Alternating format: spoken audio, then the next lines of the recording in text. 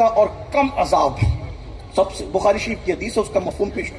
جہنم میں سب سے ہلکا اور کم عذاب جس کو دیا جائے گا وہ یہ کہ اس کے پیروں میں آگ کی جوتیاں پہنائی جائیں، سب سے ہلکا۔ ابھی ہم نے آتے آتے دیکھا کہ آپ کے یہاں ڈامر کی سڑکیں ہیں، مئی کے مہینے میں ڈامر کی سڑک پر ننگے پیر کوئی چل نہیں سکتا۔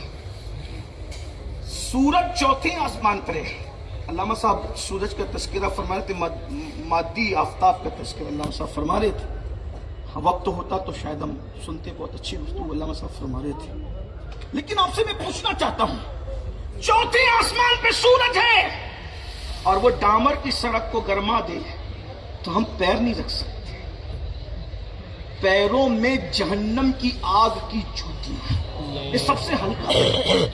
اور مقرر نہیں بول رہا ہے، جلسے کا ناظم نہیں بول رہا، یہ بیچارے جلسے کے ناظم تو بڑے اللہ والے بھولے والے لوگ ہوتے، وہ تو کسی کو بھی کچھ بھی بناتے، ہر پیر شیخ المشائخ بن جاتا ہے، مقرر علامہ بن جاتا ہے، یہ تو ایک الگ دنیا ہے۔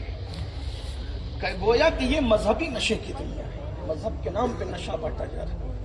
ہر بندہ آنے والے، ہم کہتے ہیں ان کو دیکھ لو جنت میں جاؤ، ان کو دیکھ لو جنت میں جاؤ۔ میں پوچھتا ہوں میرے عزیز، جن کو دکھا کے ہم جنت بانٹتے ہیں، کیا ان کے ایمان پہ خاتمے کی بھی ہمارے پاس کوئی گارنٹی ہے؟ ہم قوم کو دھوکہ کیوں دے رہے ہیں؟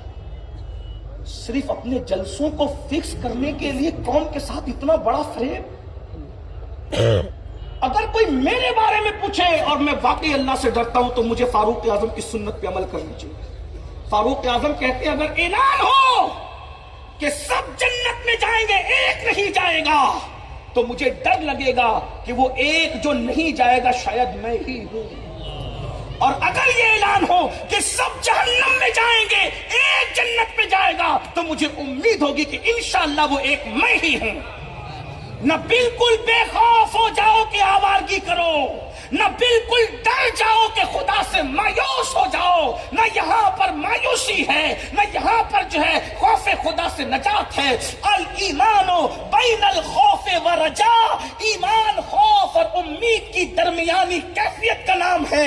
اللہ کے بندو ذرا غور کرو، ذرا سوچو، اپنے آپ پہ رحم کرو۔ جلسے کی دنیا اور ہے، شاعری کی دنیا اور ہے، قرآن و حدیث کی دنیا اور ہے۔ میرے بھائیوں، جو رات رات بھر عبادتیں کرتے تھے وہ بھی روتے، تمہیں پتا ہے اپنے مرشد قطب الاقطاب، غوث الاغواث، غیاث الکونین، غوث العالمین سیدنا شیخ عبد القادر جیلانی حسنی حسینی رضی اللہ تبارک و تعالیٰ عنہ، جن کی ٹھوکر سے مردے زندہ ہوتے ہیں، جب وہ حج کو گئے تو کعبے کا گلاف پکڑ کے کہتے ہیں اے اللہ، عبد القادر کے نام اعمال اگر تیری بارگاہ میں قبولیت کے قابل نہیں ہے تو تو عبد القادر کو قیامت کے دن اندھا اٹھانا تاکہ تیرے محبوب کی بارگاہ میں رسوا ہونے سے یہ بچ جائے۔ ہم سنہری جالیوں کے سامنے جاتے ہیں تو ہم تو کوشش کرتے ہیں دیر تک کھڑے رہنے کی، اپنا شوق ہے، لیکن تاریخ میں آتا ہے حضور غوث پاک جب حضور کی بارگاہ میں پہنچے ہیں، ایک سیکنڈ کھڑے رہے ہیں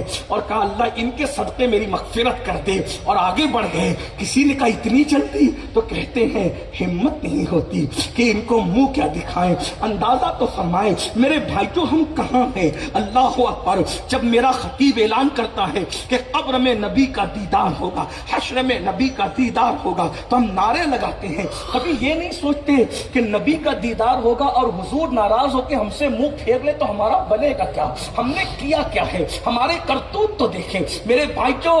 ہم جب لوگوں کے سامنے گفتگو کرتے ہیں تو قطب اور ابدالوں جیسی گفتگو کرتے ہیں، اور ہماری تنہائیاں